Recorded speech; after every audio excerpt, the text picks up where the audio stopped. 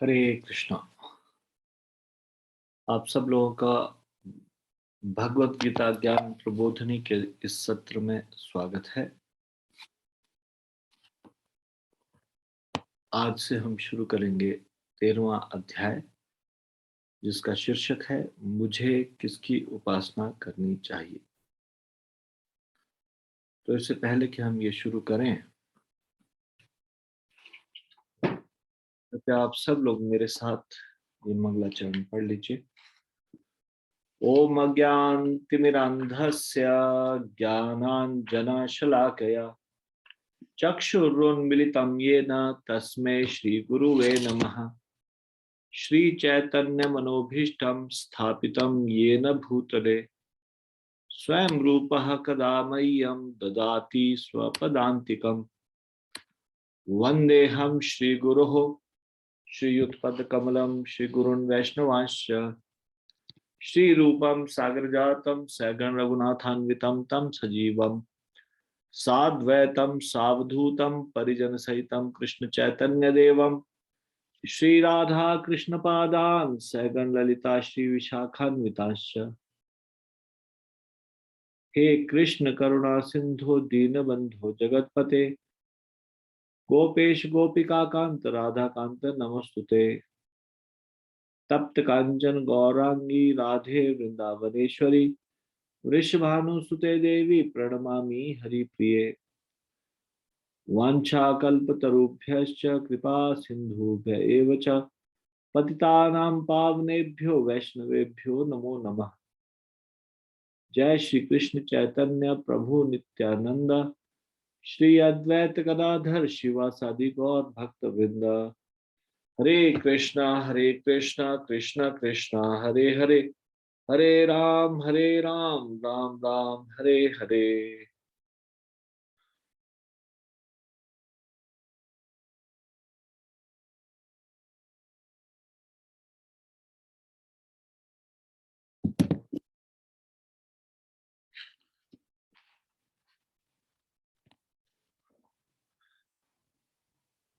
तो हम चर्चा कर रहे हैं भगवत गीता ज्ञान प्रबोधिनी से। आज हम इसका 13वां अध्याय शुरू करने जा रहे हैं, जिसका शीर्षक है मुझे किसकी उपासना करनी चाहिए।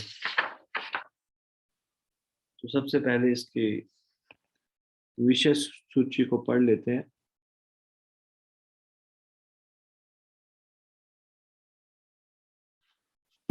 सबसे पहले हम चर्चा करेंगे प्रवृत्तियों के अनुसार उपासना। प्रवृत्ति,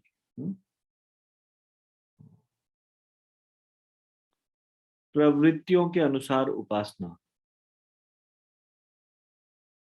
तमोगुण प्रवृत्ति के लोगों के लिए पुराण, रजोगुण प्रवृत्ति के लोगों के लिए पुराण, सतोगुण प्रवृत्ति के लोगों के लिए पुराण,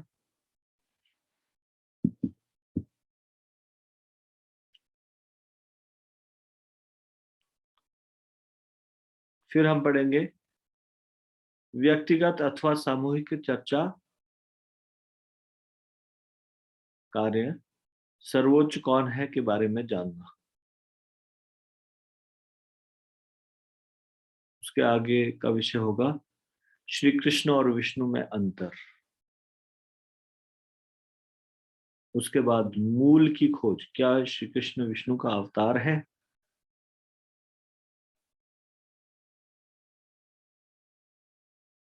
उसके आगे हम जानेंगे परम भगवान कौन है।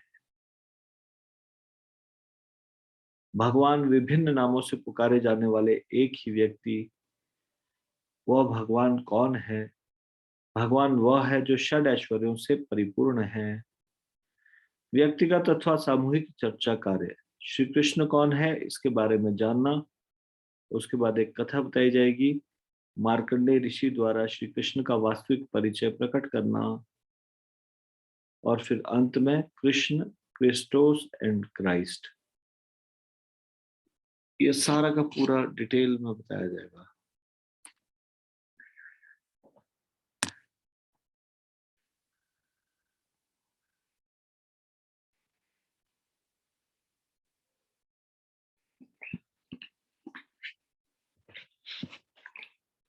तो इस अध्याय का ये मूल श्लोक यहाँ पे दिया गया है।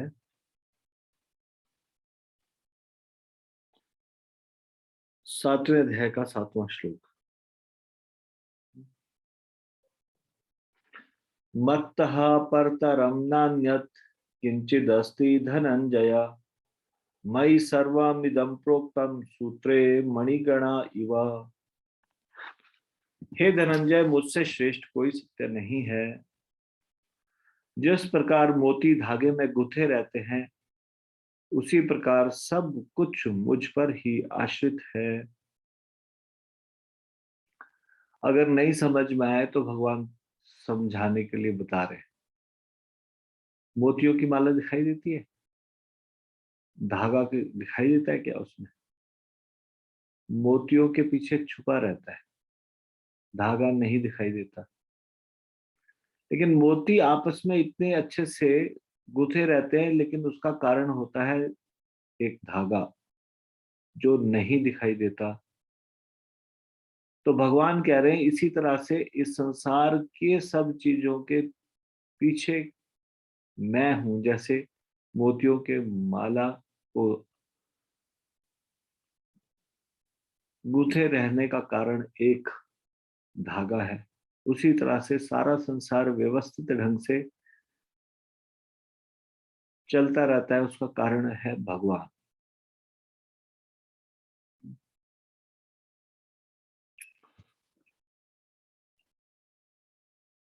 हम देखते हैं इस संसार में भगवान के कारण सब कुछ ठीक से चल रहा है। यदि भगवान अपनी दृष्टि हटा दे या जहां भगवान मौजूद ना हो, वो सब चीज व्यर्थ है। जैसे कि ये शरीर, शरीर में आत्मा है और आत्मा शक्ति प्राप्त कर रही है परमात्मा से और भगवान भी मौजूद है परमात्मा के कारण, परमात्मा के स्वरूप में हमारे शरीर में। जब इस प्रकार से आत्मा और परमात्मा ये दोनों इस शरीर से निकल जाते हैं, उसके बाद देखिए इस शरीर की क्या स्थिति हो जाती है। डेड बॉडी डिकम्पोज होनी शुरू हो जाती है। कितनी विचित्र बात है। ऐसे ये शरीर सड़ नहीं रहा, रक्त बह रहा है शरीर में, और जैसे ही आत्मा निकल जाएगी ये रक्त पानी बन जाएगा।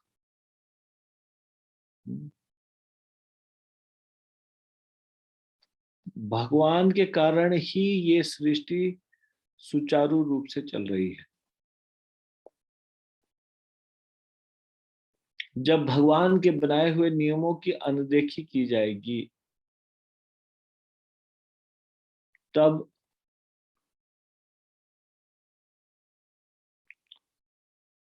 प्रकृति में व्यवधान उत्पन्न होगा और कर्मों का फल प्रदान करने के लिए इस प्रकार से प्रकृति से दंड प्राप्त होगा।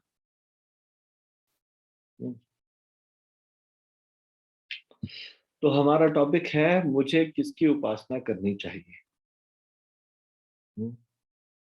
तो सबसे पहले बताया जा रहा है प्रवृत्तियों के अनुसार उपासना। इसको डिस्प्ले कीजिए।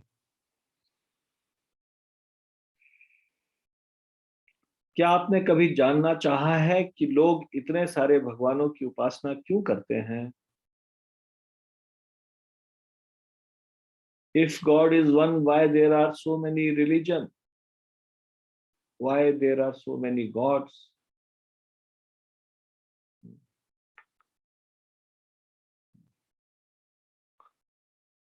अगर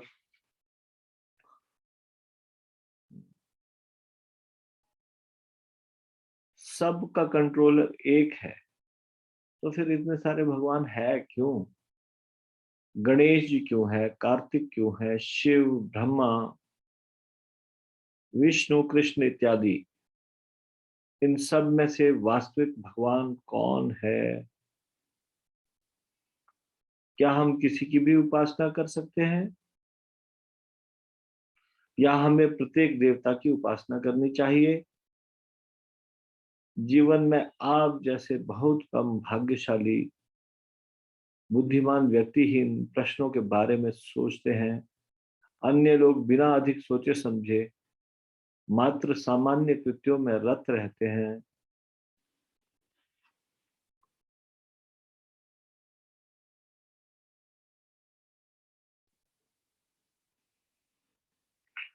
प्रत्येक मनुष्य सतगुण, रजगुण और तमोगुण में से किसी एक गुण में स्थित होता है और एक विशेष जीवन शैली की ओर आकृष्ट होता है।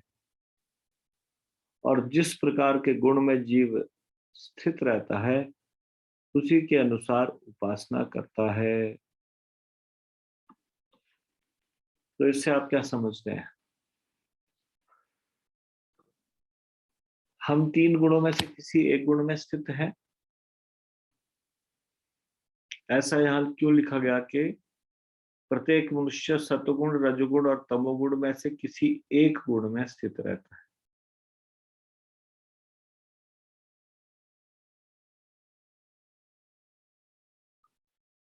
तीनों गुण का प्रभाव नहीं होता हमारे ऊपर, किसी एक गुण का प्रभाव होता है। क्या ऐसा है?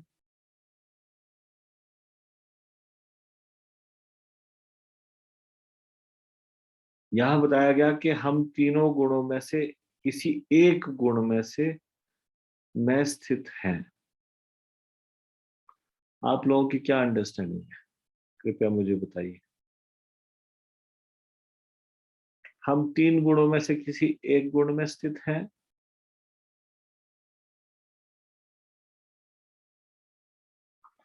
या तीनों गुणों के प्रभाव में है? क्या लगता है आप लोगों को, तीनों गुणों के प्रभाव में या किसी एक गुण में स्थित है?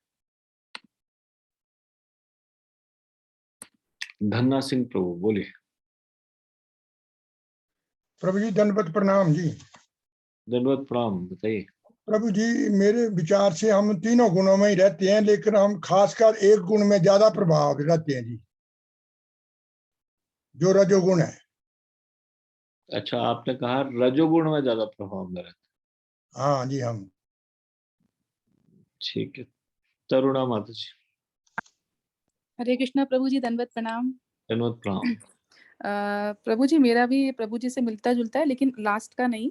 जैसे कि हम तीनों गुणों से प्रभु जी हमारे अंदर वो रहते हैं, लेकिन किसी एक गुण का हमारे पे ज्यादा प्रभाव रहता है। वो जरूरी नहीं है कि रजोगुण हो या सतोगुण हो या तमोगुण हो। जिस चीज का हम जैसा अपने काम कार्य करेंगे या जिस चीज में हमारी भावना ज्यादा प्रबल होगी, तो वो मनुष्य का अलग अलग पता चलेगा प्रभु जी। लेकिन किसी एक में हम बहुत स्ट्रांगली रहते हैं, लेकिन तीनों का प्रभु जी अलग अलग टाइम पे थोड़ा थोड़ा रहता है। कभी हम सतोगुण में हो जाते हैं, जब पूजा करने लगते हैं तो सतोगुण में हो जाते हैं प्रभु जी। कुछ टाइम सुबह के टाइम में, दोपहर के टाइम में शायद हमारे अंदर रजोगुण की थोड़ी भावना आ जाती है। रात के टाइम में प्रभु जी हम तमोगुण में ज्यादा हो जाते हैं। लेकिन इन तीनों में जिसका सबसे ज्यादा मनुष्य का स्ट्रांग होगा, वो उस गुण का ज्यादा फॉलो करेगा। हरे कृष्णा प्रभु जी, दंडवत प्रणाम। प्रधानता एक गुण के अंदर है, मतलब एक गुण का प्राधान्य होगा, ज्यादा होगा। जी प्रभु जी। तीनों का हो। ठीक है, अन्य कोई कुछ ऐड करना चाहता है? ठीक है, हाँ, इसीलिए बताया गया है। धन्यवाद, आप लोगों का उत्तर सही है।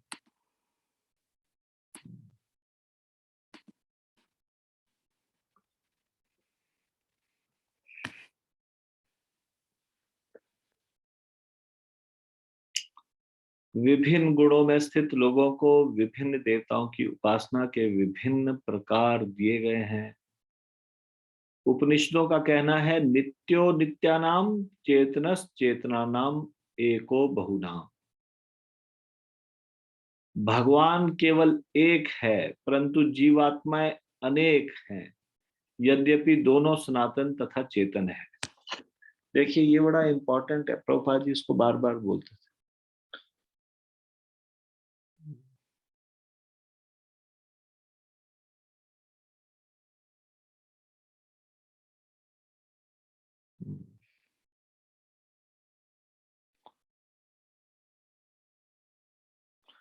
नित्यो नित्यानाम चेतनस चेतनानाम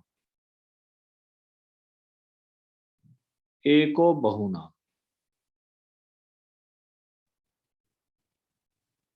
एको बहुनाम किसको बोला जाता है? एक भगवान एक है, आत्माएं बहु है, बहुत सारी, लेकिन ये दोनों नित्य है। भगवान नित्य है और जीवात्माएं भी नित्य है, यानी कि दोनों सनातन है। और दोनों, भगवान भी चेतन है और ये जीवात्माएं भी चेतन है।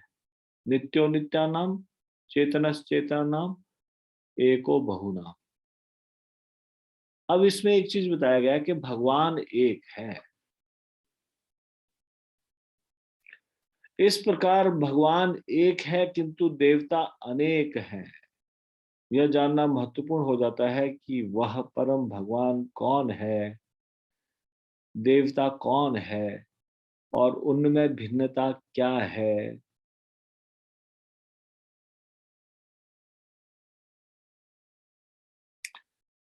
इस वैज्ञानिक ज्ञान से हम परम भगवान की उपासना पूरे विश्वास के साथ कर सकते हैं, अन्यथा लोगों को भय रहता है। यदि मैं एक देवता की उपासना करूंगा तो दूसरे देवता मेरे द्वारा उनकी उपेक्षा के कारण मुझसे क्रुद्ध हो सकते हैं।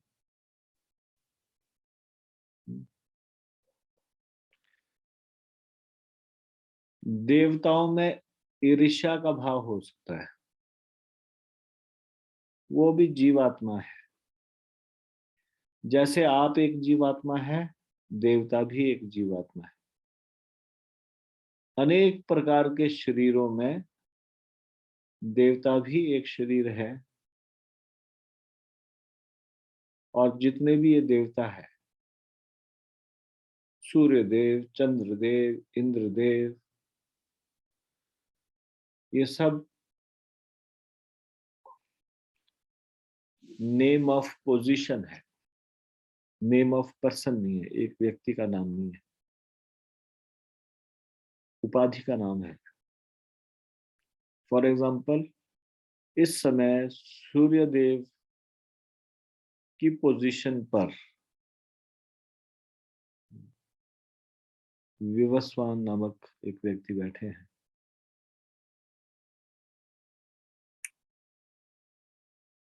तो अलग अलग लोगों को इस प्रकार से कर दिया। जैसे inspector, inspector is not a name of person, inspector is name of position. उसी तरह से देवताओं को जो राजा होता है उसको इंद्र कहा जाता है।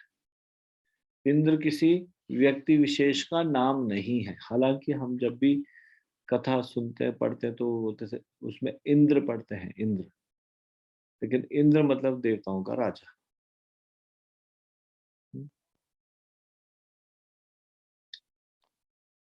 तो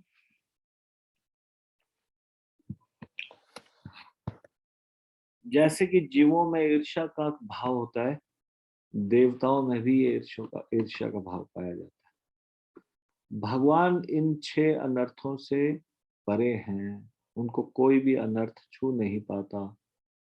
काम, क्रोध, लोभ, मोह, मद मत्सर्य, ये सारे जीवात्मा इससे प्रभावित होते हैं, भगवान इससे प्रभावित नहीं होते हैं।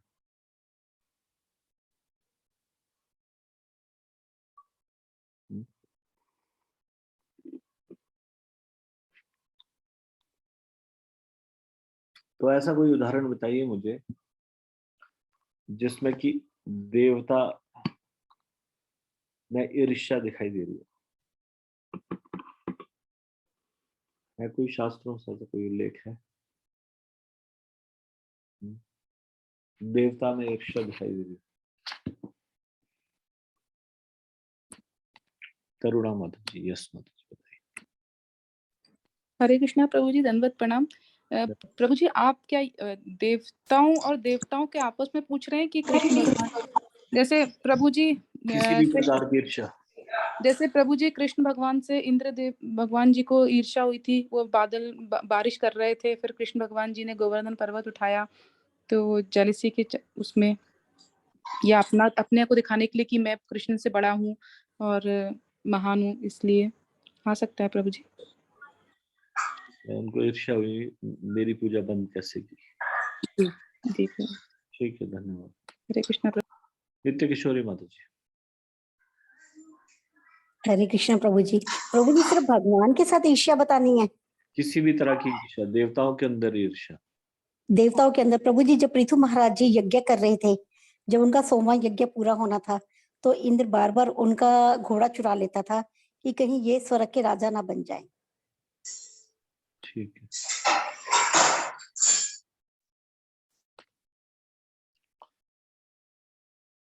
देखिए, स्वर्गलोक में इस संसार के जैसे दुख नहीं, निर्धनता का दुख नहीं, व्याधि का दुख नहीं, बीमारी इत्यादि इत्यादि का, बुढ़ापे का दुख नहीं, लेकिन ये दुख या ये अनर्थों के कारण दुख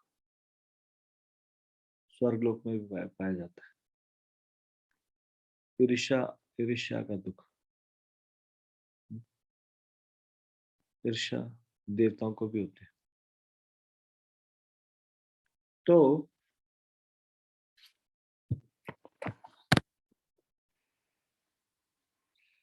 लोगों के अंदर भय रहता है, यदि मैं एक देवता की उपासना करूंगा तो दूसरे देवता मेरे द्वारा उनकी उपेक्षा के कारण मुझसे क्रुद्ध हो सकते हैं।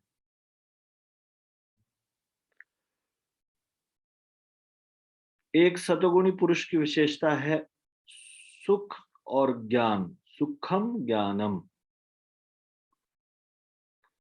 वह सामान्यतः अन्य मनुष्यों की तुलना में बुद्धिमान होता है। वह इस बात का अनुभव कर सकता है कि भगवान के नियमों का पालन न करने से मनुष्य को कष्ट भोगने पड़ते हैं। वह शास्त्रों के आदेशों के अनुसार जीवन यापन करता है और पाप युक्त व्यसनों यथा मांसाहार, दूध पीड़ा, नशाखोरी तथा अवैध स्त्री संग से दूर रहता है। उसे सुख की एक अनुभूति होती है क्योंकि वह पाप कर्मों से प्रायः मुक्त रहता है। इसका प्रतिनिधि ब्राह्मण है। कवि और दार्शनिक भी इसी श्रेणी में आते हैं।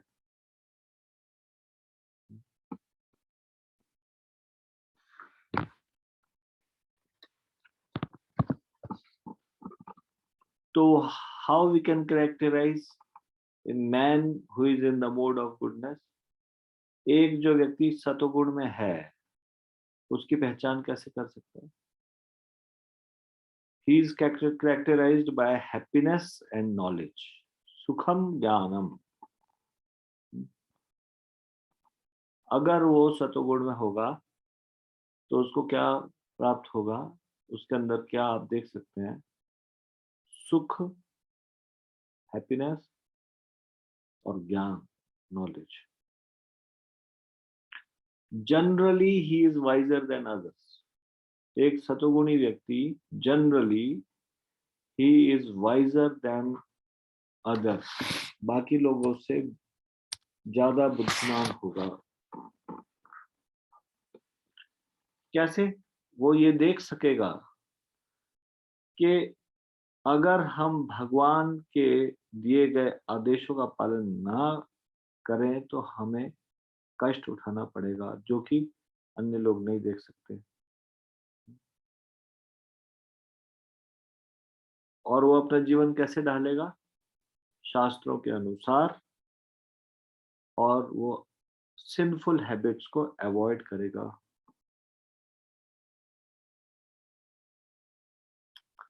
Why he is happy?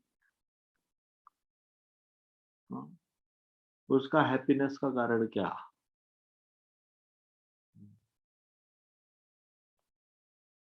उसका हैप्पीनेस का कारण होगा because he is more or less free from sinful reaction.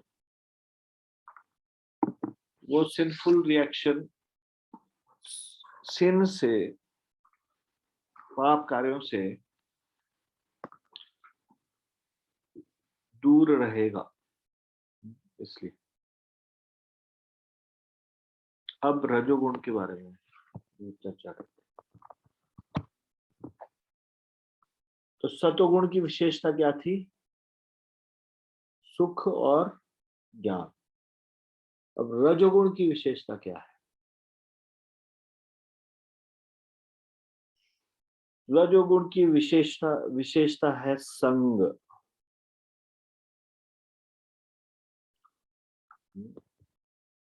तो इसका क्या मतलब? पुरुष तथा स्त्री का पारस्परिक आकर्षण,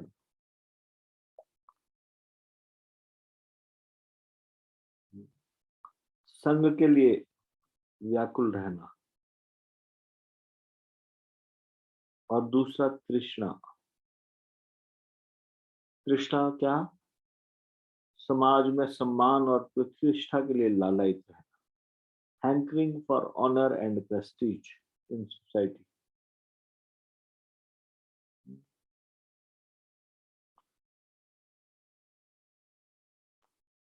तो संग और तृष्णा। संग मतलब ऑपोजिट जेंडर का के संग के लिए लालयित है, और तृष्णा ऑनर और प्रेस्टीज के लिए है, हैंकरिंग, समाज में सम्मान और प्रतिष्ठा के लिए लालयित है।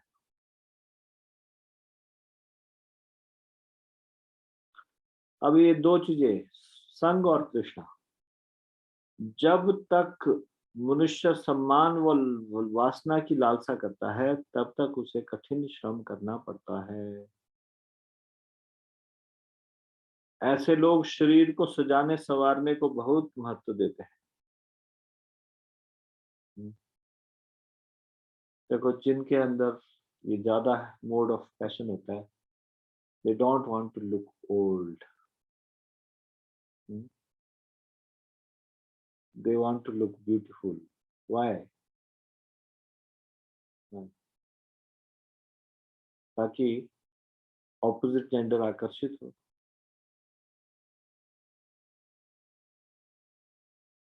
वो एकदम जवान दिखना चाहते हैं। Why? संग और तृष्णा, ये दो मुख्य कारण।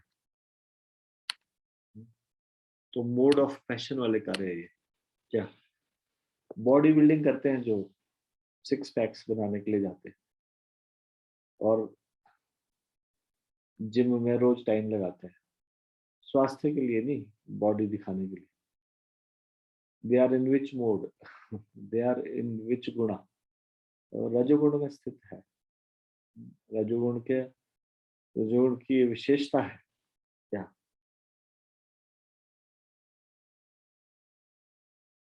संग की कामना और सुंदर दिखना, अच्छा दिखना, पुरुषों और स्त्रियों के मध्य आकर्षण के कारण। तृष्णा समाज में सम्मान और प्रतिष्ठा के लिए लालयित होना। ऐसे लोग शरीर को सजाने संवारने को बहुत महत्व देते हैं और जीवन के अर्थ को जानने की उपेक्षा करते हैं। दे हैव नो टाइम, ये जीवन का अर्थ क्या है इसको जानने की उपेक्षा करते हैं, और वो ज्यादा से ज्यादा चीजों को एकत्रित करना चाहते हैं। In mode of passion, you want to acquire more and more money, more and more power. Why? ये दो कारण, संग और तृष्णा।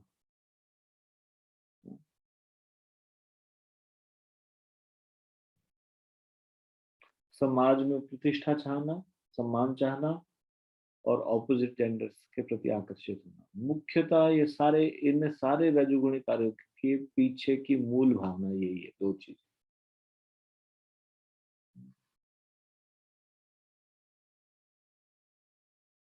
ये विशेषता है।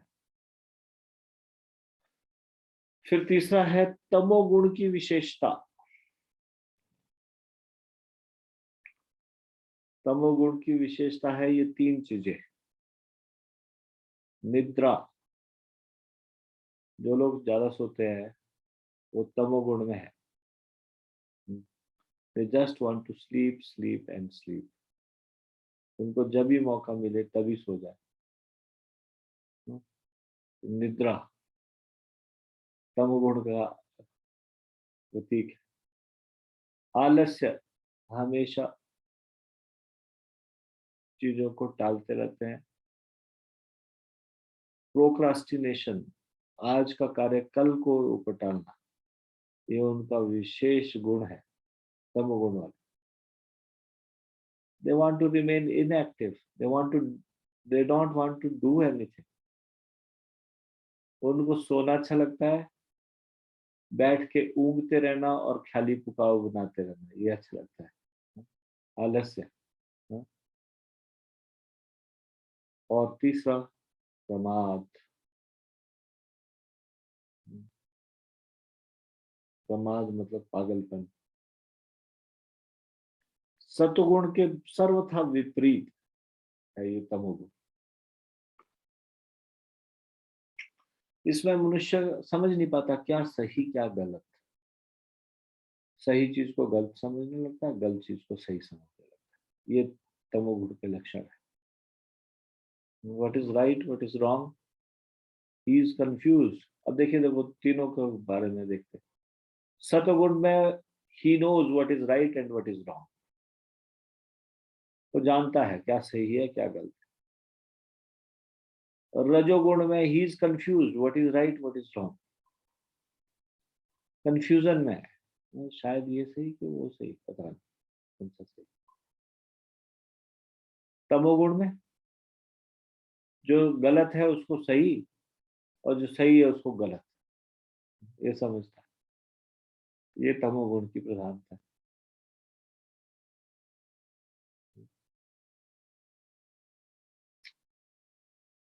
तमोगुण से वशीभूत व्यक्ति बहुत आलसी होता है। उसे आध्यात्मिक जीवन में कोई रुचि नहीं होती। ऐसा व्यक्ति सदैव व्यसनों तथा निद्रा का आदी होता है। ऐसे लोग अपना पेट भरने और इंद्रिय भोग को जीवन का परम ध्येय मानते हैं।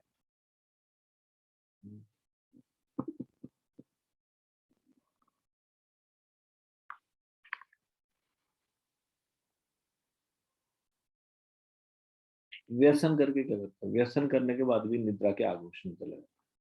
नशा किया फिर चले गए निद्रा के आगोश में। पेट भरा फिर चले गए निद्रा के आगोश में। अधिक पेट भरने वाला व्यक्ति, हाँ? सारे तमोगुण के लक्षण है। इंद्रिय भोग किया और उसके बाद बढ़िया नींद आती, ज्यादा खाया, इंद्रिय तृप्ति करना, अधिक इंद्रिय भोग को अपने जीवन का उद्देश्य मानना, ये तमोगुण की विशेषता है। अब मत्स्य पुराण के अनुसार 18 पुराणों में से इन गुणों में से प्रत्येक गुण के अधीन लोगों के लिए 6 पुराण है। तो सबसे पहले तमोगुण से स्टार्ट करते हैं। तमोगुण के लोगों के लिए कौन से पुराण है?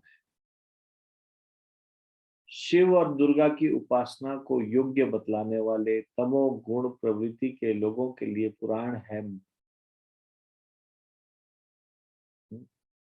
अब ये 6 पुराण तमोगुण के लोगों के लिए कौन से, नोट कर लीजिए, आपके हमेशा के लिए याद रहे। लिख लीजिए कहीं। कहाँ बताया गया? मत्स्य पुराण में ही बताया गया, क्लियरली मेंशन है। ये तमोगुणी लोगों के लिए ये 6 पुराण है। क्यों?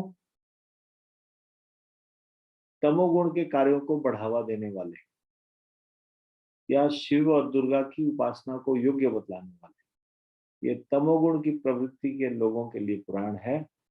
यह है मत्स्य पुराण, कूर्म पुराण, लिंग पुराण, शिव पुराण,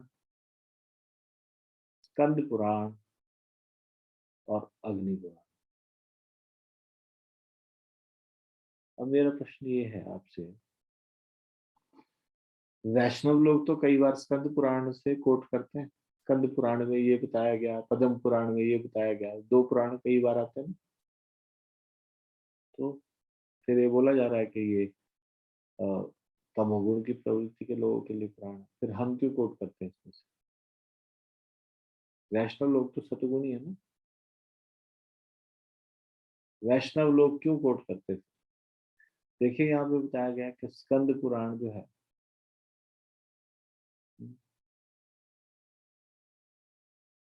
स्कंद पुराण तमोगुण के लोगों के लिए, मत्स्य पुराण, कुरुम पुराण, लिंग पुराण, शिव पुराण, स्कंद पुराण और अग्नि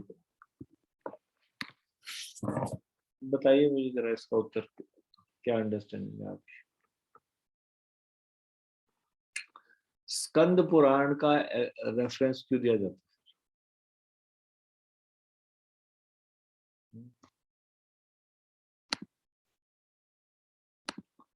करुणा माता जी बताइए।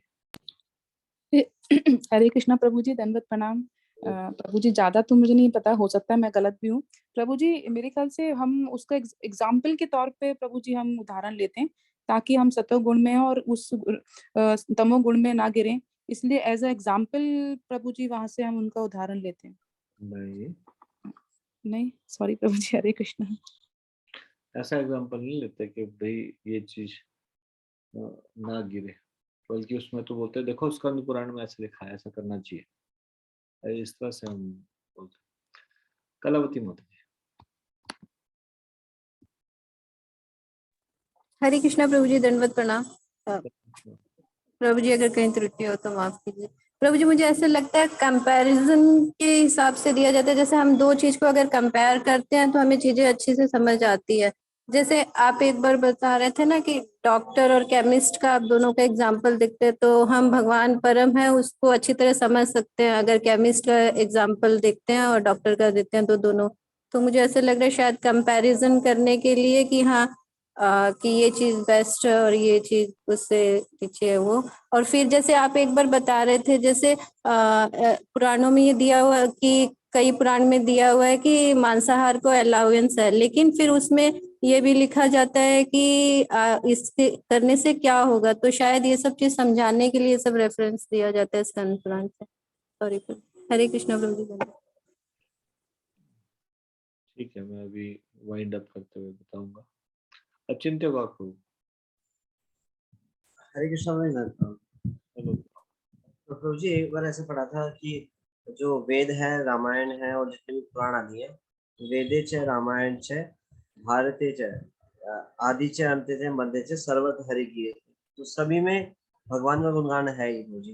जैसे तमोगुण के भी है तो उसमें भगवान के बारे में वर्णन आएगा ही आएगा, तो उसमें उनको अवसर दिया जाता है कि वो अपनी बुद्धि को लगा करके इस बात को अवसर मिले। मान लो तमोगुण में भी है तो उनको तो महान बताया जाएगा, मतलब देवी देवता की उन्होंने श्रद्धा स्थापित की जाएगी, लेकिन साथ साथ में भगवान के बारे में बताया जाएगा कि अगर कोई बुद्धिमान है इस बात को पकड़ ले कि चाहे मैं रजोगुण के शास्त्र पढ़ रहा हूँ, तमोगुण के पढ़ रहा हूँ, हर जगह हरि गा रहा है, ऐसा क्यों है, तो एटलीस्ट वो बुद्धिमान व्यक्ति जो है वो इस बात को पकड़ सकता है। ये हरे कृष्ण। धन्यवाद।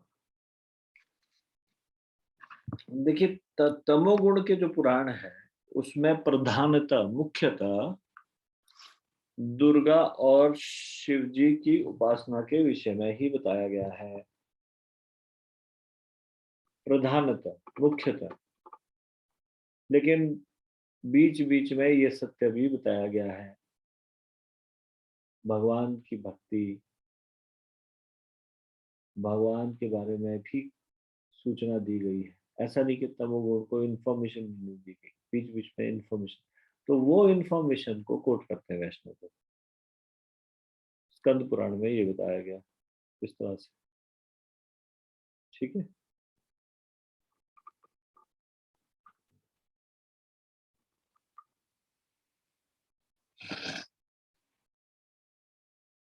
फिर उसके बाद रजोगुण वाले पुराण कौन से, क्या विशेष है? तो यहाँ पे बताया ब्रह्मा और अन्य देवताओं की उपासना को योग्य बतलाने वाले रजोगुण प्रवृत्ति के लोगों के लिए पुराण है ब्रह्मांड पुराण, ब्रह्मवैवर्त पुराण, मार्कंडेय पुराण, भविष्य पुराण, वामन पुराण और ब्रह्म पुराण। ये 6 पुराण हो गए रजोगुण के लोगों के। ब्रह्मांड पुराण, ब्रह्मवैवर्त पुराण, मार्कंडेय पुराण, भविष्य पुराण, वामन पुराण और ब्रह्म पुराण।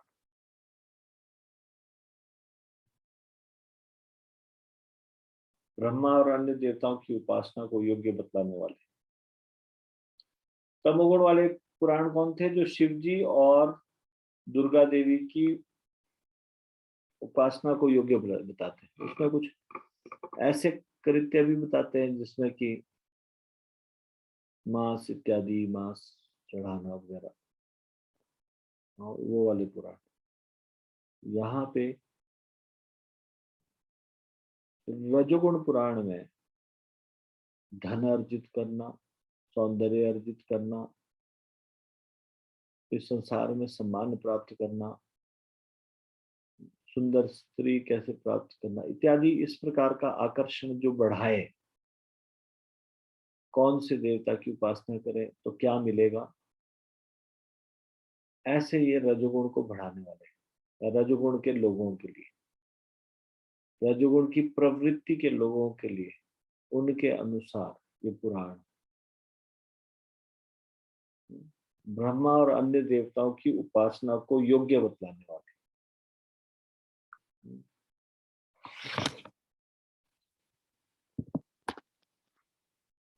तो उसमें रिकमेंड कर किया गया है ब्रह्मा जी की और देवताओं की वर्शिप को। तमोगुण वाले पुराण में शिव जी और दुर्गा जी की पूजा को रिकमेंड किया गया।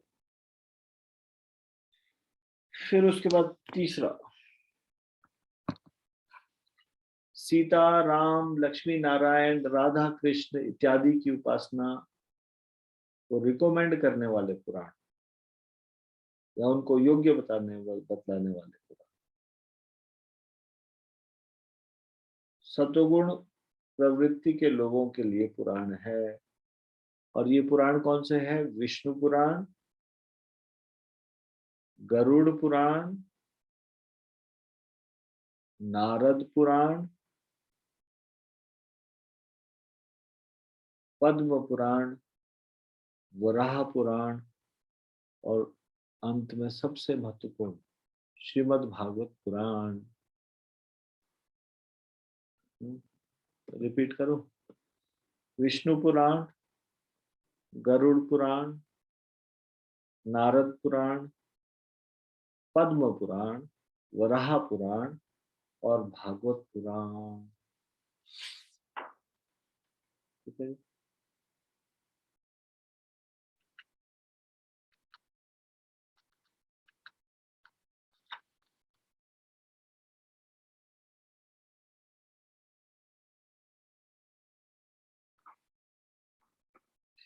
तो वे सतोगुण की प्रवृत्ति के लोगों के लिए पुराण है।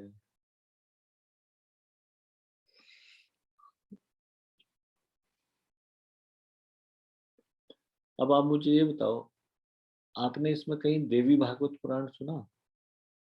नहीं सुना ना? मत्स्य पुराण में उल्लेख किया गया है 18 पुराण, ये 18 पुराण। अब लोग ये कथा कराते हैं देवी भागवत कथा, ये क्या है? देवी भागवत पुराण ये क्या है? वेद व्यास जी ने देवी भागवत पुराण नहीं लिखा।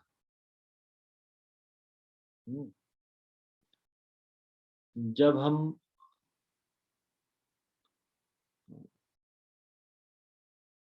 चैतन्य भागवत पढ़ रहे थे, उसमें परपर्ट में, तात्पर्य में एक जगह रेफरेंस आया था। उसमें बताया गया कि किसी व्यक्ति के द्वारा ये बाद में लिखा गया, लोगों को देवी की पूजा के लिए प्रेरित करने के लिए। लेकिन वेद व्यास जी ने देवी भागवत पुराण नहीं लिखा। देखिए, अभी हमने 18 पुराण की चर्चा की, आपने देखा इसमें कहीं देवी भागवत पुराण आया? लेकिन देवी भागवत पुराण की कथा होती है आजकल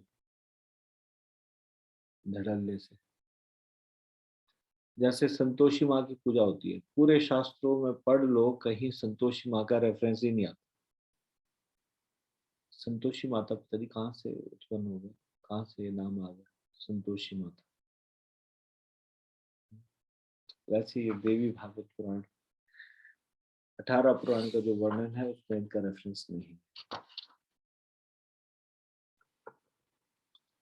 तो जो भी मार्केट में देवी भागवत पुराण है, it is not written by Ved Vyas ji, और दिस इज ये जो रिकमेंडेड 18 पुराणास है उसमें नहीं होता।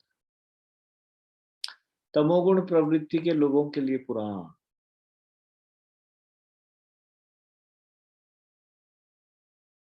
तो अभी हम ये थोड़ा इसके ऊपर चर्चा करते हैं। तमोगुण की प्रवृत्ति के लोगों के लिए पुराण क्या है? ये पुराण शिव तथा उनकी सहचरी दुर्गा की उपासना की सलाह देते हैं और उनका यशगान करते हैं। भौतिक जगत में तमोगुण के स्वामी शिव जी सदैव अपनी भौतिक शक्ति देवी दुर्गा अथवा देवी काली के संग में रहते हैं। देवी काली का एक प्रसिद्ध चित्र है जिसमें वे असुरों के मुंड की माला अपने गले में पहनी है और उनके बाएं हाथ में एक शीश और दाहिने हाथ में असुरों का वध करने के लिए एक बड़ी सी खड़ग है। महान युद्ध काली द्वारा असुरों के विनाश का प्रतीक है और वो वास्तव में काली द्वारा संचालित किए जाते हैं। असुर भौतिक वैभव द्वारा उपासना करके देवी काली अर्थात दुर्गा को शांत करने का प्रयास करते हैं, किंतु जब असुर अति असहनीय हो जाते हैं तो देवी काली अपरिमित रूप से उनका वध करने में कोई कसर नहीं छोड़ती।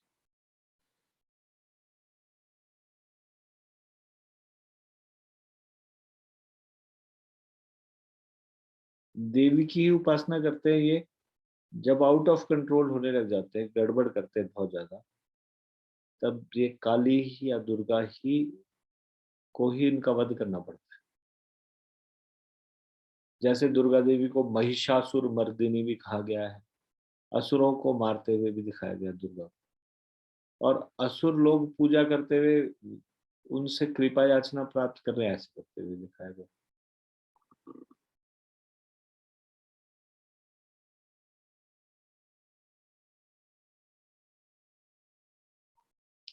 एक अन्य प्रसिद्ध चित्र में कभी कभी देवी काली शिवजी के दंडवत पड़े हुए शरीर पर खड़ी दिखाई देती है, जो कि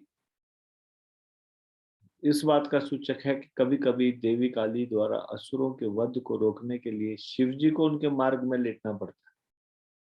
शिवजी का कार्य क्या है? शिवजी का कार्य अति संकटपूर्ण है, क्योंकि उनको देवी काली या दुर्गा की शक्ति को कार्यान्वित करना होता है।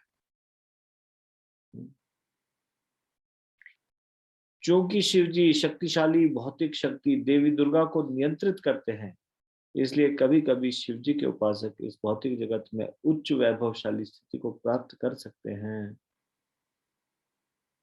परंतु देवी दुर्गा अज्ञान के अंधेरे में डूबी सभी जीवात्माओं को भौतिक लाभों के पीछे भगाती है। महामाया है ना, तो वो संसार का भोग वस्तु चाहती है। देवी दुर्गा के पीछे जाते हैं और देवी दुर्गा उनको उनकी भौतिक इच्छाएं पूरी करने में सहायता करती है। इसका मतलब क्या है? उनको अज्ञान के अंधेरे में डूबी हुई इन जीवात्मा को भौतिक लाभों के पीछे दौड़ाती रहती है देवी दुर्गा। इसके विपरीत एक वैष्णव अर्थात भगवान विष्णु का उपासक भौतिक ऐश्वर्यों तथा धन प्रतिष्ठा कीर्ति यश शक्ति दूसरों पर प्रभुत्व इत्यादि को क्षण भंगुर और नश्वर जान उनकी लालसा नहीं रखते।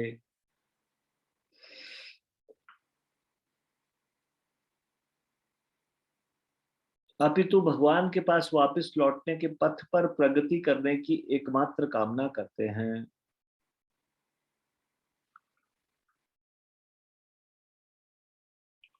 चूंकि एक भक्त को भौतिक संपदा से कुछ लेना देना नहीं होता, इसलिए वह देवी काली या देवी दुर्गा के अधीन नहीं होता।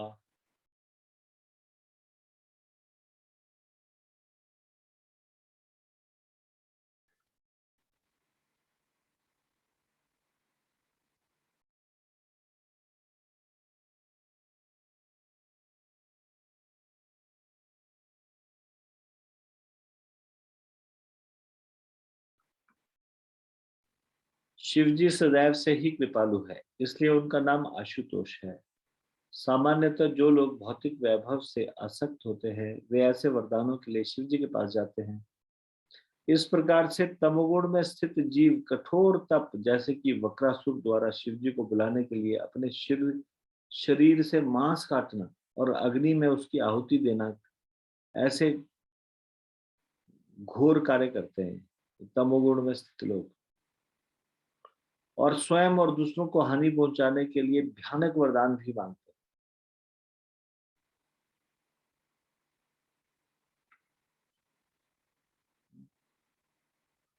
जैसे वृकासुर का ऐसा वरदान मांगना जिससे वह किसी के शीश को अपने शरीर स्पर्श द्वारा तोड़ सके।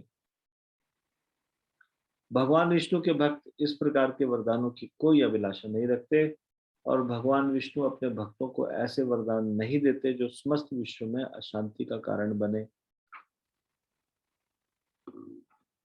ना तो विष्णु के भक्त ऐसा वरदान मांगते हैं क्योंकि वो सत्वगुण में है, इसलिए वो ऐसा वरदान नहीं मांगते, और अगर कोई मांगता है तो विष्णु ऐसा वरदान देते भी।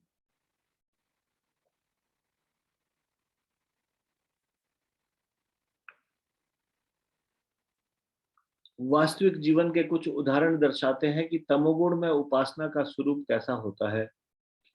यदि आप कांकेश्वर जाएं, बंबई के पास स्थित शिवजी का मंदिर, तो साधुओं को चरस पीते देखेंगे। यदि आप उन्हें सुझाव भी देंगे कि एक साधु को नशीली वस्तुओं से दूर रहना चाहिए, तो वे आप पर हंसेंगे और यह सिद्ध करने के लिए शिव की उचित ढंग से उपासना करने के लिए उनके भक्तों को नशीली वस्तुएं अनिवार्य रूप से लेनी चाहिए, ऐसे ऐसे आपको तर्क देंगे। वे शैव शास्त्र से उदाहरण देंगे। वे आगे कहेंगे कि महाशिवरात्रि को भांग लेना अनुष्ठान का अनिवार्य अंग है।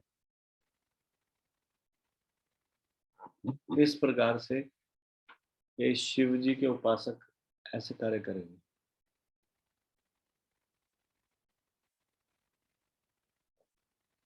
फिर दुर्गा के जो उपासक है जो तांत्रिक विधि से उपासना करते हैं, दुर्गा के उपासकों को उनकी उचित ढंग से उपासना करने के लिए 5 म लेना अनिवार्य है। मतलब म नाम से ये 5 चीजें कर एक तांत्रिक विधि में अनिवार्य है। ये क्या है? मांस, यानी कि तांत्रिक विधि से जो दुर्गा की उपासना करता है मांस का सेवन करे। मत्स्य मछली, मछली का सेवन करेगा तांत्रिक विधि वाले। 2 हो गए। तीसरा मदिरा यानी कि शराब, उसका सेवन करेगा। तीसरा, चौथा मैथुन यानी कि व्याभिचार, तांत्रिक विधि से दुर्गा की पूजा करने वाले इस प्रकार से इस व्याभिचार को अपनाएंगे, मैथुन। और फिर 5वां मूर यानी कि मुरमुरे चावल या पोहे, इस प्रकार से पफ्ड राइस मतलब।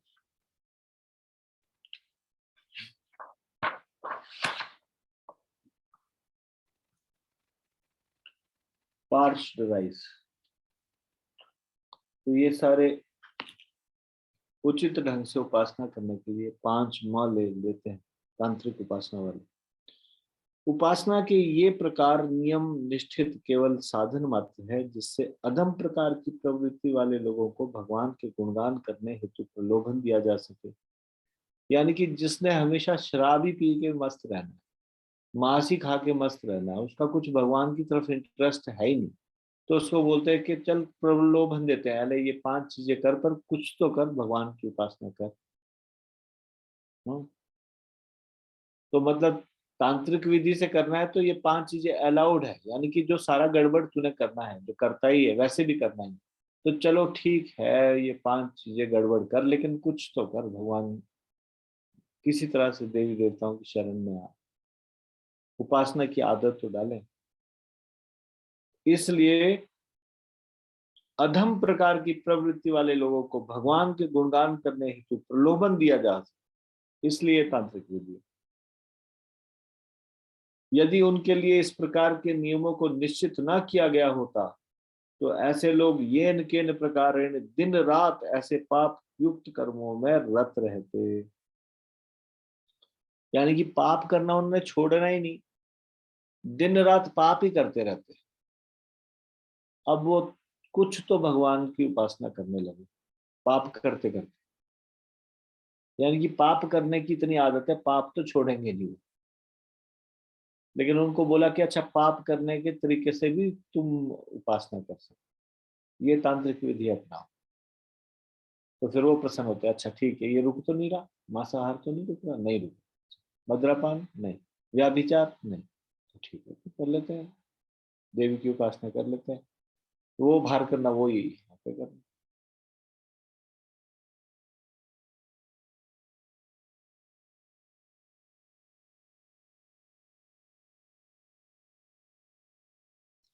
यदि कोई ऐसे तमो गुण से युक्त मनुष्य शास्त्रों में दिए गए इस प्रकार के आधारभूत नियमों जैसे कि ऐसी अवांछनित वस्तुओं को केवल महाशिवरात्रि को लेना के अनुपालन के लिए सहमत हो जाए तो उसे उसके समाज में साधु वृत्ति वाला माना जाएगा और दूसरे लोग उसका अनुसरण करने के लिए प्रेरित होंगे। अब क्या होगा, आस्ते आस्ते वो शिव जी की उपासना करते करते शिव जी आस्ते आस्ते थोड़ा सोचेगा कि अब मैं केवल भांग पीऊंगा तो शिवरात्रि को पीऊंगा, बाकी इसमें अपने तपस्या में रहूंगा। तो बाकी लोग होगा वो सोचेगा ये कितना साधु है, रोज भांग नहीं पीता, इसका इंद्रियों पे कंट्रोल है। या फिर हाँ, शिवरात्रि को शिव जी को प्रसन्न करने के लिए पीता है, हम भी शिवरात्रि को शिव जी को प्रसन्न करने के लिए, तो वो भी थोड़ा सा उसकी नकल करने लगेंगे, तो थोड़ा उनका कंट्रोल हो जाएगा तमोगुण, उनका उल्टे पुल्टे कार्य करना। जैसे कोई मुझे गढ़वाल के बहुत ऊपरी हिस्से में पहाड़ों में, जैसे हिमाचल में भी अगर जितना ज्यादा ऊंचाई में जाओ पहाड़ों में, वहां उतने ज्यादा तमोगुणी लोग मिले। शिक्षा का अभाव है और इनके प्रकार किसी भी तरह से अपनी इच्छाओं को पूरी करने के लिए वो इस प्रकार से तमोगुणी चीजों का सेवन करना इत्यादि। या फिर कभी उनको लगता है कि शायद ठंड में सरवाइव करने के लिए, ऐसा कुछ लोग बोलते हैं, अधिकतर लोग मदिरापान या फिर इस तरह से कार्य करते। तो ये कुछ वर्ष पहले की बात है, जब मैं यमुनोत्री की ओर जा रहा था, यमुनोत्री की ओर जा रहा था, तो वहां पे एक व्यक्ति मेरे साथ बैठा और उसने कहा कि हर गांव में मांस खा और शराब पी जाती है। हमारे ये इंटीरियर काफी हाइट है, यहाँ पे इंटीरियर बर्फ पड़ी रहती है, तो मांस खाना यहाँ पे सब लोग खाते हैं। Tribal area, he was from a tribal area, from a height। और फिर मुझे आश्चर्य हुआ तब एक बार एक गढ़वाली एक डिवोटी, उन्होंने बताया कि ऐसी स्थिति खराब है जो ये वो ऊंचे पहाड़ों वाले इलाके हैं जो एकदम बाकी सामान्य लोग से कटे हुए हैं, वहां पे किसी गांव में भागवत भूगवत नहीं होती और जो ब्राह्मण है वो खूब मांसाहार करते हैं। अगर कहीं भागवत हुई भी, अगर अब थोड़ी होने लगी थोड़ा बहुत कथा, तो अगर पंडित जी शराब पी के व्यास आसन में नहीं बैठ रहे, मतलब कथा करने के बाद शराब पी रहे, तो बोलेंगे कितना अच्छा पंडित है, देखो कथा के दौरान नहीं पी उसने, बाद में पी, मतलब कथा करने के बाद। हाँ, इस प्रकार से इस प्रकार के लोग हैं वहां तमोगुण के अधीन।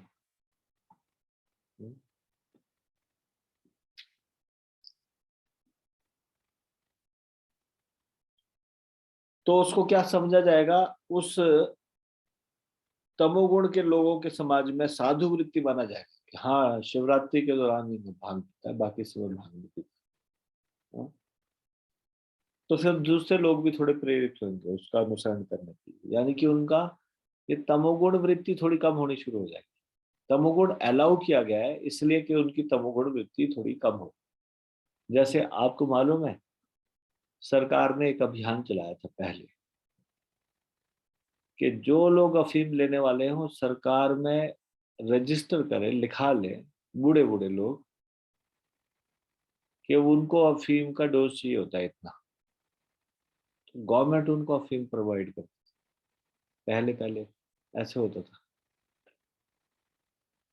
अफीम का सेवन करने वाले वो अफीम एकदम से छोड़े तो एकदम से उनका स्वास्थ्य गड़बड़ हो जाएगा। अब उस समय ये नशा रिहैबिलिटेशन केंद्र नहीं था। मैं एक बूढ़ी माता जी को जानता हूँ यहाँ पे शिमला में, मतलब अभी नहीं है वो, जिन्होंने 106 वर्ष में शायद शरीर छोड़ा। उनको गवर्नमेंट की तरफ से लगी हुई थी अफीम। तो मैंने बोला ये क्या था? तो मुझे बताया गया कि जिस समय अफीम को रोकने के लिए कोशिश की गई तो उसमें उन बुजुर्गों को छोड़ दिया गया जिनका आदत पड़ी हुई है, वो डिक्लेयर करे वो गवर्नमेंट के पास कि वो उसको इतनी मात्रा अफीम की चाहिए होती है, वो गवर्नमेंट उनको देगी ताकि तस्करी ना हो। बाकियों को बुरी तरह से पकड़ेंगे तस्करी के मामले में, या अफीम क्यों बेच रहे। तो अफीम उनको गवर्नमेंट की तरफ से मिल गई। आपने देखा है नशा निवारण केंद्र में इतने नशे के आदी लोग आते हैं, उनको एक समय डोज ना मिले। ये कोकीन वगैरह कैसे छुड़ाते? तुरंत बंद कर देते, उनको तुरंत बंद करते तो कांपने लग जाते, वो एकदम से उनका सब कुछ गड़बड़ हो जाता है शरीर। उनका डोज आस्ते आस्ते कम किया जाता है। थोड़ा सा डोज ना दिया जाए उनको तो फिर उनकी मरने जैसे हालत हो जाएगी। उसी तरह से ये देखो सेम प्रोसेस फॉलो होगा। ये तमोगुणी लोग हैं, ये मांस मदिरा इसके बगैर जीना ही नहीं इनको। भक्ति भक्ति भक्ति कुछ करनी नहीं है, ये मांस यही करना चाहते। तो जब यही करना चाहते तो उनको बोलते हैं अच्छा ठीक है, फिर तुम एक काम करो, ये पुराण पढ़ो और सब चीज करो, मांस मदिरा भी खाओ और थोड़ी पूजा करो। तो इस कारण से फिर बोलते कि अच्छा फिर ठीक है, फिर पूजा कर सकते हैं, बढ़िया। हमारा मांसाहार तो नहीं रुक रहा, नहीं। मदिरापान रुक रहा है, नहीं। व्याभिचार रुक रहा है, नहीं। तो फिर तो पूजा कोई प्रॉब्लम नहीं। ऐसे लोगों को भी प्रेरित किया जाए, ऐसे अधमाती अधम लोगों को भक्ति के लिए प्रेरित करें। इसलिए ये पुराण बनाए गए। तमोगुण के लोगों के लिए पुराण बनाए गए, रजगुण के लिए लोगों के लिए पुराण बनाए गए, सतगुण के लिए लोगों के लिए पुराण बनाए गए।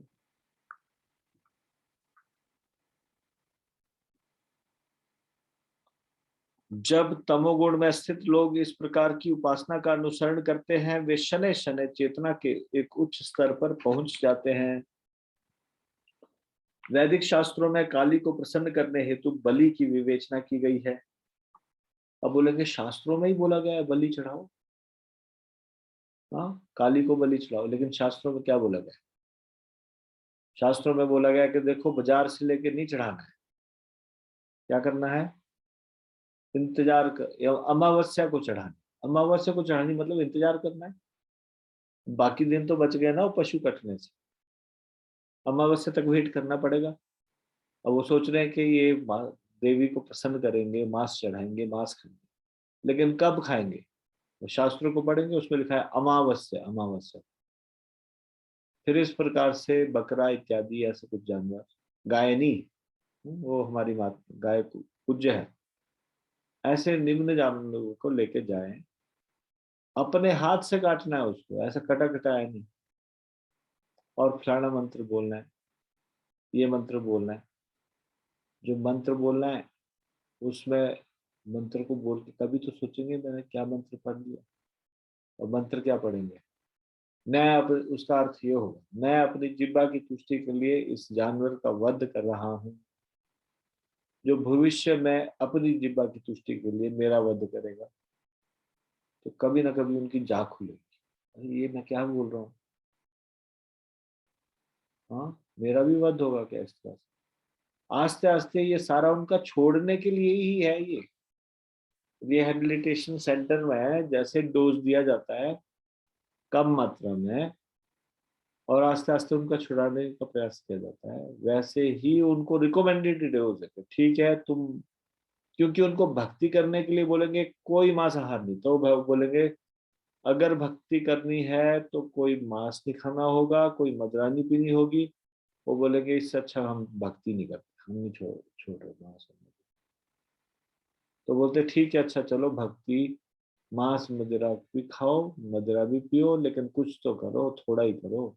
ऐसे करके उनको आदत दिलवाएंगे कम करने की। उनका डोज कम कम करते करते आस्ते आस्ते वो कब तमोगुण से सतगुण में आ जाएंगे उनको पता भी नहीं चलेगा। ऐसा ही थोड़ा सा प्रोसेस दिया हुआ शास्त्र में, इसलिए ये पुराण बनाए सतुगुणी रजगुणी तमोगुणी।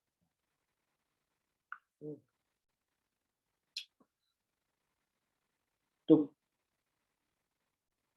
ये जो आदेश है मांसाहार का आदेश उच्च चेतना के लोगों के लिए नहीं है, निम्न चेतना के लोगों के लिए।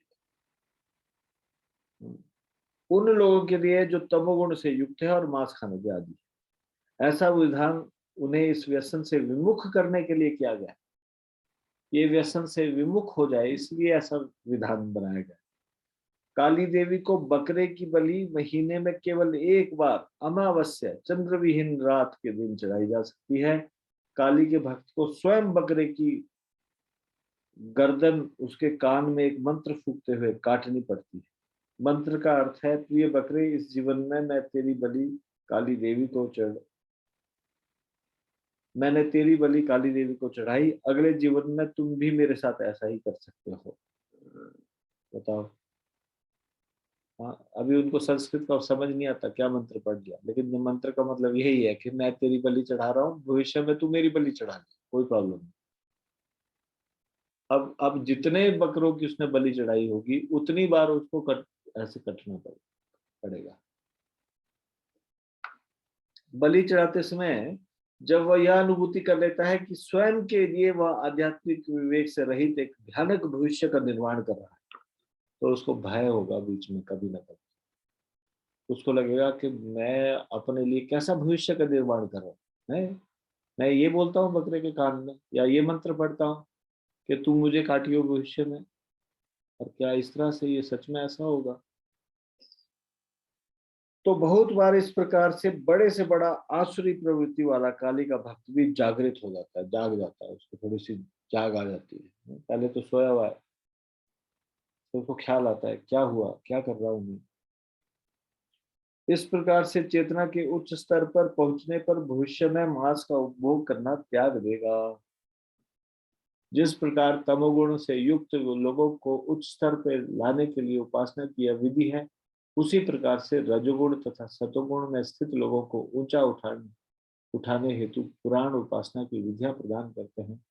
इस प्रकार से हम देखते हैं कि आध्यात्मिक पूर्णता के लिए सभी अनुयायियों को शनै शनै ऊंचा उठाने हेतु भगवान द्वारा वैदिक शास्त्र वैज्ञानिक रूप ढंग से तैयार डिजाइन किया गया है। ये भगवान के द्वारा Vedic scriptures are scientifically designed by God to gradually elevate all followers to spiritual perfection. Spiritual perfection के लिए एलिवेट करने के लिए ऐसे वैदिक स्क्रिप्चर्स को डिजाइन किया गया है, सतोगुण के पुराण, रजोगुण के पुराण और तमोगुण के, ताकि हर प्रकार के लोग, चाहे वो पापी से पापी हो, उनके लिए भी कुछ स्कोप हो कि वो भी अपने पाप कार्यों को करते हुए कुछ धार्मिक अनुष्ठान कर सकते। इसका मतलब ये थोड़ी नहीं है कि हम जो उच्च स्तर में है वो उसके निम्न स्तर के पुराणों को पढ़ के वो कार्य करना शुरू कर दें।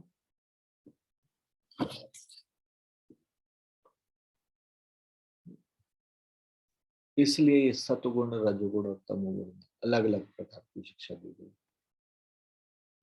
अलग अलग प्रकार के ऑडियंस को अलग अलग प्रकार की इंस्ट्रक्शंस दी गई है।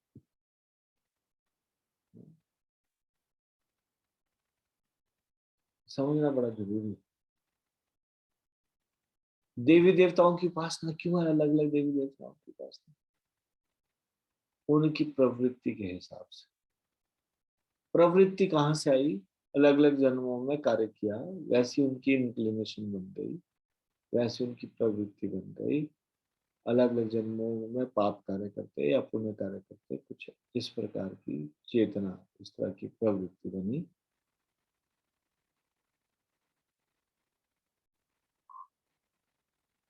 उन प्रवृत्ति के अलग अलग प्रवृत्ति के लोगों के लिए अलग अलग प्रकार की इंस्ट्रक्शन शास्त्रों में दी गई। ठीक है, अभी हम इसको यहीं पे यहाँ पे विराम देंगे। रजोगुण प्रवृत्ति के लोगों के लिए और सतोगुण प्रवृत्ति के लोगों के लिए पुराण, इसके विषय में हम कल चर्चा करेंगे। आज यदि कोई आपका कोई विशेष जिज्ञासा आपको परेशान कर रही है तो आप प्रश्न पूछ सकते हैं, अन्यथा हमारे पास कम समय है ज्यादा लंबा। प्रिंस त्यागी प्रभु जी, यस प्रभु जी बताइए। हरे कृष्ण प्रभु जी, दंडवत प्रणाम। हरे कृष्णा, दंडवत प्रणाम। प्रभु जी, ये तो मुझे पता है कि बहुत ही सूक्ष्म बुद्धि है, अभी तो समझ तो नहीं पाएगी जल्दी से बातों को जी। तो, बट बहुत ही आज का एकदम से ऐसा टॉपिक था, बिल्कुल कंट्रास्टिंग सा, तो बड़ा अलग अलग सी बातें हैं दिमाग में। जी। कुछ लोग जो अपना मतलब ऐसे भी हैं जो कृष्णा की पूजा करते हैं और मतलब उसी तरह से, लेकिन वो कुछ नेचर तमोगुण जैसी भी शो करते हैं, मतलब मदिरा वदिरा पान करते हैं। मेरे ही परिवार में है एक मेरे, तो वो मुझे एक एग्जांपल उनका बड़ा कोरिलेट किया आपसे।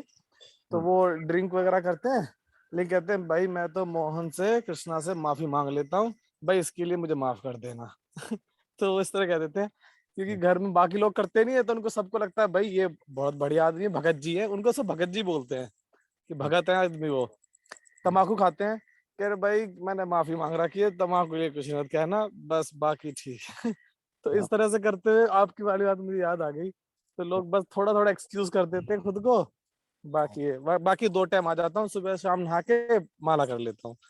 तो कई बार उस तरह के लोग भी तामसिक नेचर के होते हुए और कृष्णा की कर रहे हैं, या कुछ लोग मैंने देखे हैं जो तामसिक नेचर के हैं तो, या दूसरी अच्छी नेचर के हैं तो वो शिव की भी कर रहे हैं या दुर्गा की कर रहे हैं, लेकिन वो इस तरह की चीजें नहीं करते। जैसे बहुत सारी लेडीज हैं मैंने देखी हैं ऐसे अपने आस पड़ोस घर परिवार में, जो मदिरा मांस इस तरह कुछ नहीं होता। हमारे जैसे लेडीज तो स्पेशली नहीं करते हमारे घर परिवार में कोई भी ऐसा, लेकिन वो दुर्गा फेस है, तो मतलब नेचर से।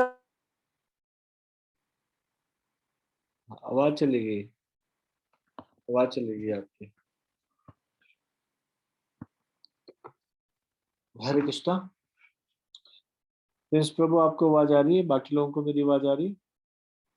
हरे कृष्णा प्रभु जी, आपकी आ रही है। आ रही प्रभु जी। अलग होते हुए ऐसा थोड़ा कंट्रास्ट देखने को मिल रहा है, तामसिक नेचर के होते हुए कृष्णा जी जी, मैं समझ गया आपकी बात। की, और मैं आपके प्रश्न को समझ गया।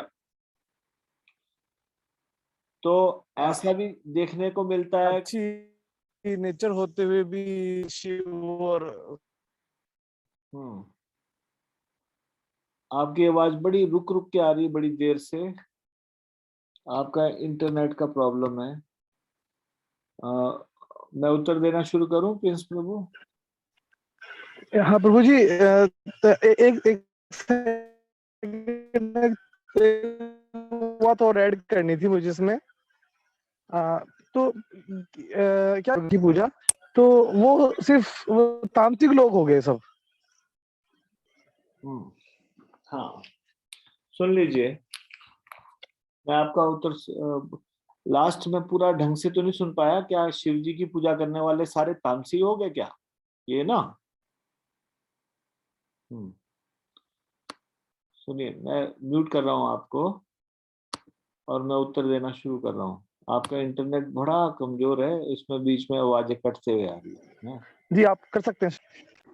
ठीक है, धन्यवाद। तो प्रिंस प्रभु, कई बार हम देखते हैं कि किसी ऐसे परिवार में जिसमें सारे के सारे तमोगुणी लोग हैं, वहां पे पता नहीं कैसे एक सतोगुणी बच्चा पैदा हो जाता है। और कई बार सारे सतोगुणी व्यक्ति है, वहां पता नहीं कैसे तमोगुणी, पिछले जन्मों के कर्मों के अनुसार। जैसे राजा वेन, माता पिता ने नहीं सिखाया, किसी ने गड़बड़ करनी नहीं सिखाई, इतने अच्छे परिवार में पैदा हुआ है जहां पे एक से एक धर्मात्मा पैदा हुए हैं, और बचपन से ही खेल खेल में बच्चों की हत्या करने लग गया। तो क्या ऐसे कुल के सारे लोग ही गड़बड़ है? नहीं, अच्छे कुल में कोई कोई गड़बड़ भी आ जाते हैं। जैसे आप बता रहे हैं कि कृष्ण की पूजा करते करते, भाई मैं तो माफी मांग लेता हूँ, तंबाकू भी खा लेता हूँ, ये कर लेता हूँ। अब कृष्ण की भक्ति कर रहे, बड़ा अच्छा कार्य कर रहे, बीच बीच में ऐसे एक्सेप्शन भी आ जाते हैं। और उसी तरह से कई बार सारा मांस खाने वाले परिवार में कोई एक व्यक्ति, अच्छा व्यक्ति भी आ जाता है। अपवाद हमेशा होते हैं, अपवाद, exceptions are always there. In general आपको कोई दुर्गा के उपासक बिना मांगते हुए मिलेंगे ही नहीं। उनके स्तोत्र भी ऐसे ही है, दुर्गा सप्तशती में आप पढ़ना, धनम देही, जन्म देही, ये देही, वो देही, दो दो दो, मुझे ये दो, वो दो, वो दो। नहीं, इस प्रकार के दुर्गा देवी को ड्यूटी दे रखी है भगवान ने, ये संसार मांगेंगे, तुम इनको संसार दो। आप अगर श्रीमद् भागवतम पढ़ोगे, श्रीमद् भागवतम में भगवान कृष्ण यहाँ इस संसार में प्रकट होने से पहले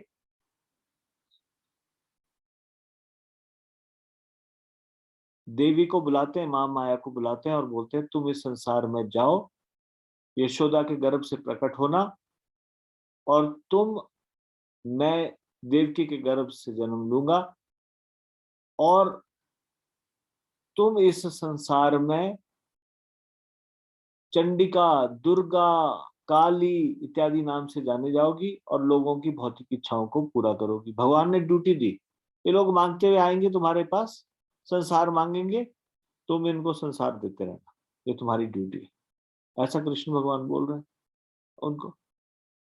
अब कई बार ना जानते हुए, ना जानकारी के अभाव में, या दुर्गा के प्रति थोड़ा सा इंक्लिनेशन होने के कारण कोई अच्छा आदमी भी दुर्गा का भक्त बन जाता है। लेकिन सामान्यतः दुर्गा के भक्त ऐसे मिलेंगे जो यही सीखेंगे और यही देखेंगे कि दुर्गा के उपासकों ने ये स्तुतियां लिखी है और ऐसी स्तुतियां पढ़ेंगे।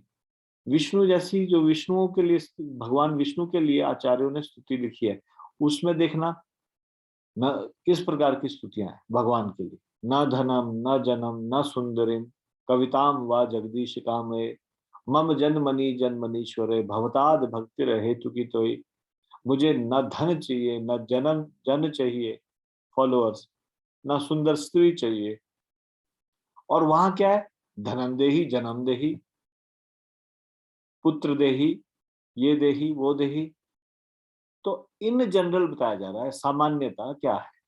एक्सेप्शंस आर ऑलवेज देयर, इस संसार में भी एक्सेप्शंस दिखाई देते हैं। ठीक है प्रभु जी, प्रिंस त्यागी प्रभु। जी प्रभु जी, तो बस इसके जो लास्ट में मैंने क्वेश्चन में ऐड किया था कि तो अगर वो इस तरह के लोग हैं, अगर तो बड़ा किसी, आवाज चली गई, म्यूट हो गया दोबारा से। बुरा सा लगेगा उन्हें? क्या चीज? अगर इस तरह के लोग हैं तो हाँ, कि वो अगर मतलब उनको इस तरह से कि अगर वो संबोधित करते हैं कि वो शिव की पूजा कर रहे हैं या फिर सॉरी हाँ, देवी की पूजा कर रहे हैं, तो मतलब वो तामसिक लोग हैं। और हम तामसिक को तो वो सब समझते हैं कि तामसिक का क्या मतलब है, हाँ, पर वो फिर उनको ऐसा लगेगा कि हम पूजा करते हैं और तामसिक हैं, ऐसा लगेगा उनको थोड़ा सा। सामान्यतः तामसिक प्रवृत्ति के लोगों को रिकमेंड किए जाते हैं तमोगुणी पुराण, जो तमोगुणी लोगों के लिए है। उसमें कई बार सतोगुणी भी होते हैं। हम तो नहीं बोल रहे आप तामसिक तमोगुणी हो, क्या पता आप सतोगुणी हो, आप अभी वहां चले गए। ऐसे लोगों को भगवान आगे कृष्ण की तरफ मोड़ते हैं। जैसे ये परम वैष्णव है शिव जी, और ये परम वैष्णवी है दुर्गा। जब ये देखते हैं गलत व्यक्ति हमारे पास आया, आनंद आनंद, तो ये कृष्ण के पास सतोगुण में है, परम भगवान कौन है नहीं जानते, तो जैसे हम गोप कुमार की कथा पढ़ते थे बृहद भागवतामृत में कि एक कामाख्या देवी का भक्त था और वो देवी के पास आता है और देवी उसको बोलती है कि तुम वृंदावन जाओ। उसमें पूरी स्टोरी है, वो इसमें बताया गया है, बृहद भागवतम में बताया गया है किस प्रकार से देवी उसको डायरेक्ट कर देती है कृष्ण के लिए, भक्ति के लिए। कैसे शिव जी डायरेक्ट कर देते हैं, अपने जो सही चेतना में, सही गुण में न जानने के कारण, बहुत इच्छा, संसार की इच्छा ना होने पर भी शिव जी की उपासना करते हैं, शिव जी उसको डायरेक्ट कर देते हैं भगवान की ओर। आप समझ गए अपने स्थिति को? हाँ, प्रभु जी वैसे मैं ये नहीं कह रहा हूँ कि अभी तारीफ कर रहा हूँ, बट मुझे ये एग्जाम्पल अपने साथ बहुत कोरिलेट होता हुआ लगा। हाँ जी, क्योंकि मैं पहले दुर्गा की पूजा बहुत करता था, नवरात्र सारे फास्टिंग, फिर धीरे धीरे वो हट गया और मैं शिव की करने लगा। ये ईशा फाउंडेशन में है सदगुरु, हाँ जी, सदगुरु जग्गी प्रसाद, हाँ, उससे तो श्याम भवी महामुद्रा की वो करता था। हाँ जी, वो पता नहीं अब क्या था मेडिटेशन, हाँ जी। लेकिन धीरे धीरे वो भी हट गया और मुझे पता नहीं वृंदावन कृष्ण पता नहीं ऐसा लगने लगा। तो तो अब पता आपका नहीं। मतलब भगवान खुद से उन जीवों को जो वास्तव में गंभीरता के साथ, बहुत संसार की इच्छा के साथ नहीं, पिछले जन्मों का संग्रह भी, और इस तरह से अगर मान लो दुर्गा और शिव जी के संपर्क में आते भी तो भी वो रीडायरेक्ट कर दिए जाते हैं कृष्ण की ओर। ठीक है बाबू जी, धन्यवाद प्रभु जी, थैंक यू सो मच। ठीक है, धन्यवाद। हरे कृष्ण प्रभु जी, दंडवत प्रणाम। ठीक है, इसको हम यहीं पे विराम देंगे। भगवत गीता ज्ञान प्रबोधिनी की जय, श्रीमद् भगवत गीता की जय, शिल प्रभुपाद की जय, निताई गौर प्रेमानंदे, हरि हरि बोल।